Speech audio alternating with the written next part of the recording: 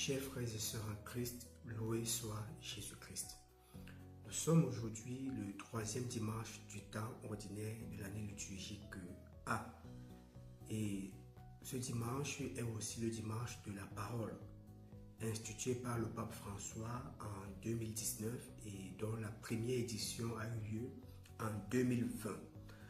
Alors l'Église nous invite à écouter la parole qui éclaire, la parole qui appelle, la parole qui rassemble. Ce n'est pas un hasard si ce dimanche est le dimanche de la parole de Dieu. Aujourd'hui, la parole de Dieu n'est pas seulement proclamée, elle est mise au centre de notre vie chrétienne. Dans la première lecture tirée du livre d'Isaïe, et là nous sommes dans le proto-Isaïe, parce que le livre d'Isaïe se divise en trois parties. Il y a le proto-Isaïe, il y a le tétro-Isaïe, il y a le tétro-Isaïe. Alors là nous sommes dans le proto-Isaïe. Ce livre nous plonge dans un contexte de détresse historique et spirituelle.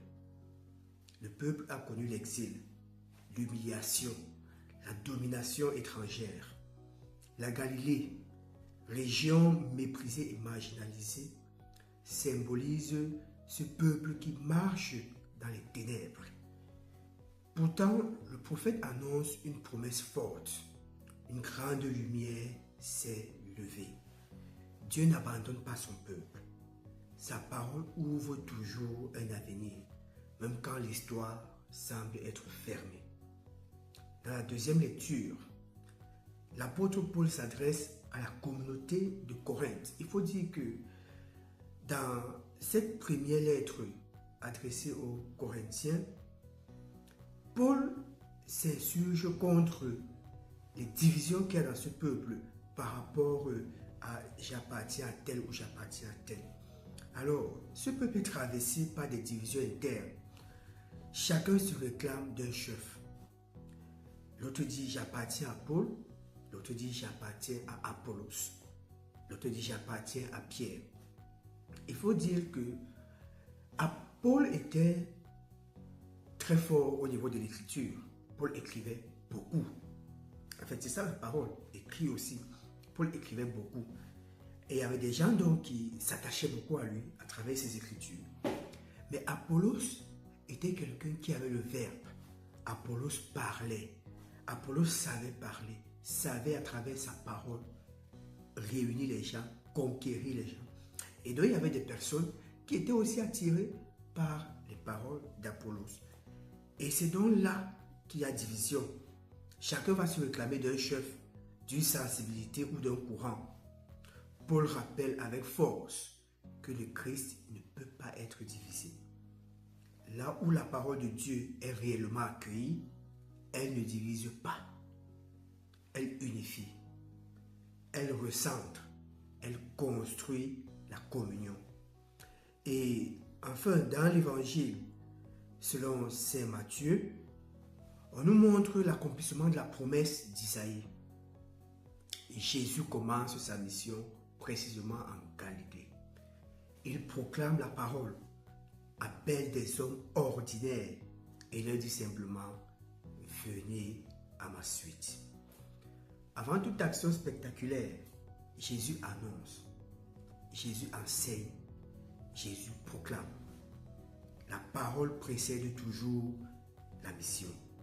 En ce dimanche de la parole de Dieu, nous sommes invités donc à nous demander quelle est la place de la parole dans ma vie. Est-elle une simple lecture occasionnelle ou une lumière quotidienne? Est-elle un guide? Est-elle ce qui guide ma vie, mes choix, mes relations, ma foi? Ce sont ces trois questions que nous devons nous poser. Et la parole de Dieu n'est pas un texte du passé, non. Elle est vivante. Elle éclaire nos ténèbres d'aujourd'hui. Elle nous rappelle chacun par notre nom. Elle nous rassemble en l'Église. La parole de Dieu, il faut le dire, n'est pas que ce que contient la Bible. Parce que même aujourd'hui, Dieu parle à travers nos frères et sœurs. Sommes-nous capables d'écouter nos frères et sœurs qui sont des transmetteurs de ce que Dieu parle? La Bible, oui, il faut la lire parce qu'elle contient la parole de Dieu. Mais nos frères et sœurs aussi, nos prêtres, nos pasteurs, nos sœurs, il faut les écouter parce que eux, ils transmettent aussi la parole de Dieu. Au cours de cette journée, prions le Seigneur afin qu'il nous donne la fin de sa parole, qu'elle éclaire nos chemins, unifie nos communautés et fasse de nous des disciples authentiques, capables d'écouter avant d'agir et de témoigner avant de parler.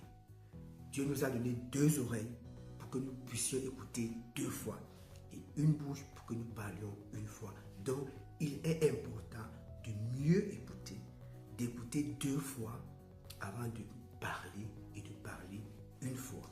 C'est ça qu'est la parole de Dieu. Ce qui sort de notre bouche ne doit pas être une chose qui divise. Ce qui sort de notre bouche doit être ce qui unifie, ce qui réunit, ce qui rassemble.